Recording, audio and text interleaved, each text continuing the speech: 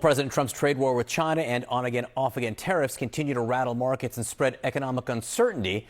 My next guest views it as an opportunity for his party to seize the moment. It's James Carville, legendary Democratic strategist who coined the phrase, "It's the economy, stupid." James has a new op-ed out in which he thinks his party should be, what he thinks his party should be doing to counter the president. He writes, quote, "In what will certainly be recorded as one of the most ignorant acts of political leadership in American history, the President of the United States has now willfully damaged the global economy with his tariff chaos. The path to stabilizing and strengthening the country starts when Democrats can take back the economic narrative from the Republican Party and persuade the majority of Americans to close the book on the Trump chaos." And James Carville joins me now. You say this is an opportunity for the Democrats. How do they seize it? Right.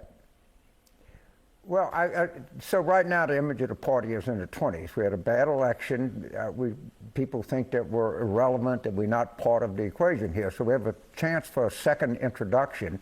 We should take that and be on the side of people that are trying to make it. And I pretty much laid out what I thought in the piece, that this is a real opportunity for Democrats to get a better definition and to tell people who they really are, and not a bunch of cultural loonies wandering around in left field somewhere, but people that are really connected to the lives of families throughout the United States. So I think this is a marvelous opportunity for Democrats. What's the right way, do you think, for Democrats to talk about the tariffs, and what's the wrong way for Democrats to talk about the tariffs? Well, I mean, the right way to talk about them is their attacks on people that are trying to make it, people that are struggling, that want opportunity in this country, that are trying to get educated, they're trying to prove their lot in life. These tariffs are just going to clobber them and set them back. And that's not the way to go about this at all. They're completely ill thought out. And if you look at the savings accounts or the 401ks or anything that Americans have, they're taking a hit as a result of this, and the markets don't like it. The economy is weak. Let's see what the growth numbers here are coming up for the first quarter and see what the second quarter is. I suspect they're probably not going to be that great, but let's see. And most people feel like they've fallen behind since January 20th, and for good reason. Should Democrats talk about the markets? Well, I don't know if you have to talk about them. I think people see them. I think most people see them every day. But you could certainly say there's a complete lack of confidence in what we've been presented with from Wall Street to Main Street. I mean, there's 1,000 ways that you can articulate that connect with people. We shouldn't be just a party of markets, although the markets do significantly better under Democrats and Republicans. That's an absolute fact. But I think that we ought to focus more on how this is whipsawing the talk of these tariffs, and whipsawing American families and making it more difficult for them. And, a declining market doesn't make it very easy for a policewoman or a school teacher or, a guy that runs a dry cleaner or anything. It's tough out there, and we should acknowledge that and tell people we're on their side. So you saw today that the president was in the Oval Office with the president of El Salvador, more or less refusing to try to get this El Salvadoran migrant back to the United States, who the administration admitted was sent there in error.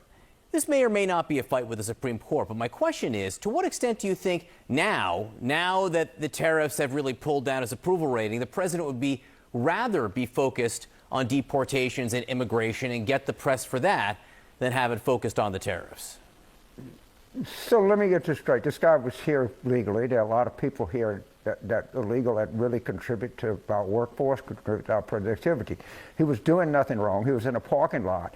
He had a child that had challenges in the back seat. He was sent to El Salvador. The district court said he has to come back. The appeals court said he had to come back. The Supreme Court said he had to come back. There's not a single judge that has looked at this said he'd come back. And so the administration said, we're just not going to bring him back. Well, that is the very essence of a constitutional crisis. When you have an order from a court that's not that it needs to be ratified.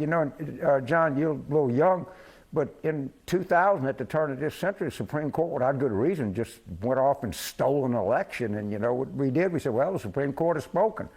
And this is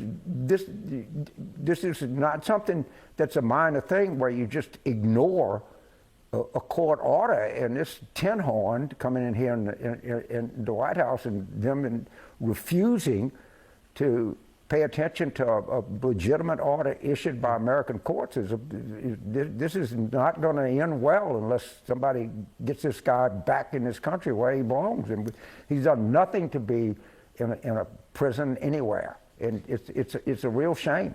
It may all be, but in 20 seconds or less, do you think the administration would rather have that fight than more focus on tariffs and wild swings in the markets? Well, you know, sometimes you got to fight on two fronts, and you can fight on the economic front, but also this is such an egregious trespass of justice that you just can't say, well, we'll just repair to the higher ground and talk about egg prices and forget about this guy. Well, I'm not for that. I think what's happened here is a really offense against the nation. It's an offense against the Constitution. It's an offense against order. You just can't let this go. I'm sorry, it might not be the most politically productive thing in the world, but sometimes you got to just get a backbone and take a stand. James Carville, I appreciate your time. I appreciate you suggesting I'm too young to have been alive for the 2000 election. Thank you very much. Well, you got more hair than me. Give me some, dude. Caitlin, you were in the Oval Office meeting today. What more can you tell us about how this all unfolded? Well, John, we had kind of seen the administration inching closer to this line of defense, essentially arguing that the judge here had overstepped her bounds, that they cannot be told by a court, even the Supreme Court in this case, what they have to do here when it comes to getting this man back to the United States, as the Supreme Court ruled in its 9-0 ruling, which the administration, the president, and his top advisor, Stephen Miller, were arguing was a victory for them today. But they'd been getting closer and closer, and then we saw it probably laid out the most explicitly clear in that moment in the Oval Office today, where I asked the president if he was going to ask the president of El Salvador, President Bukele, the first Latin American leader to come to the Oval Office since Trump has retaken power, to help facilitate his return. Obviously, his answer on that was quite clear in terms of seeking his return and trying to help facilitate that. And then he turned to the Attorney General Pam Bondi, who was saying that it's really up to El Salvador. And so when I asked President Bukele to weigh in on this, given they kept repeatedly pointing back and saying that they could not force El Salvador to do anything, even though they are paying El Salvador a lot of money right now to take in the other Venezuelans and other nationals that they are sending to El Salvador, he weighed in and essentially argued it would be preposterous. He compared it to smuggling this person into the United States, though, of course, he could willingly return him if he and President Trump both were seeking that. But the clearest takeaway as we left the Oval Office today was that they do not have any intention of returning this man to the United States. And so that does raise a lot of questions about what is going to happen in court next, because at one point the president seemed to get annoyed with the repeated questions about this very matter. But this is a huge fight that is playing out in the courts right now. And the Justice Department is actually under a ruling as of this moment, John, where every day they have to report by 5 p.m. what they have done, what steps they have taken to get Abrego Garcia back to the United States. And today that filing came about half an hour past the deadline, and it essentially just referenced the comments that were made inside the Oval Office today by the president of El Salvador and President Trump.